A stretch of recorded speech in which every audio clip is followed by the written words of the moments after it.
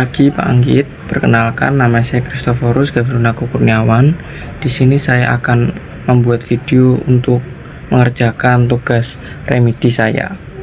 Nah, pertanyaan yang pertama yaitu teori sel dari penemu yang saya sukai, yaitu ada dari teori sel dari Matthias Schleiden dan juga Theodor Schwann dari tahun 1839 yang mengatakan bahwa semua makhluk hidup itu tersusun dari berbagai atas sel dan juga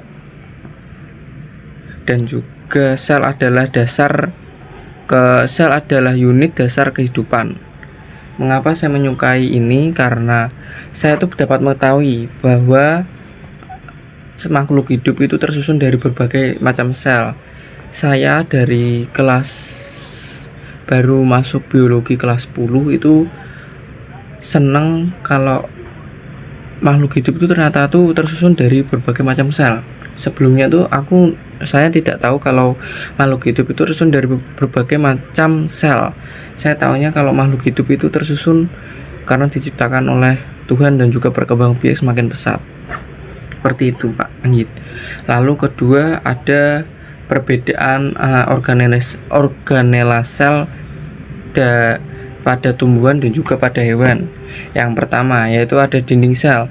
Dinding sel pada sel hewan itu tidak ada, tapi di tumbuhan itu ada. Lalu ada kloroplas. Kloroplas itu di sel hewan tidak ada, tetapi sedangkan di sel tumbuhan itu ada. Lalu ada vakuola. Vakuola di sel hewan itu kecil, ukurannya kecil, tapi jumlahnya tuh banyak. Sedangkan sel tumbuhan itu vakuolanya besar, ukurannya besar, tapi jumlahnya sedikit gitu. Lalu ada sentriol. Sentriol di sel hewan itu ada, tetapi di sel tumbuhan itu tidak ada. Lalu ada bentuk sel. Bentuk sel di sel hewan itu tidak tetap, tetapi di sel tumbuhan itu tetap, cenderungnya tetap. Lalu ada lisosom. Lisosom di sel hewan itu ada, tapi di sel tumbuhan itu tidak ada. Lanjut pertanyaan ketiga, tentang sintesis protein.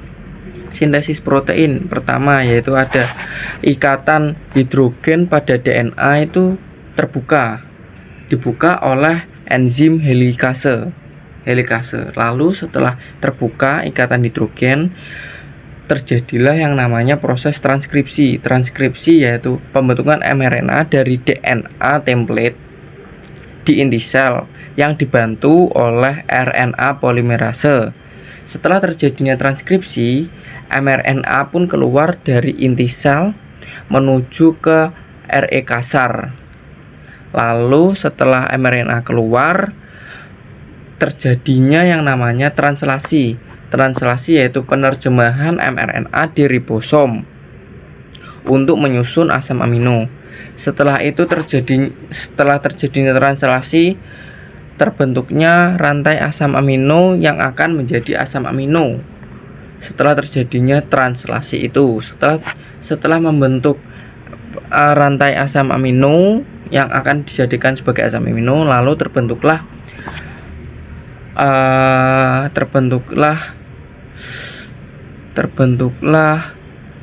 menjadi protein. Asam amino itu rantai asam amino itu terbentuk menjadi protein di badan Golgi. Sekian dari saya, terima kasih. Oh my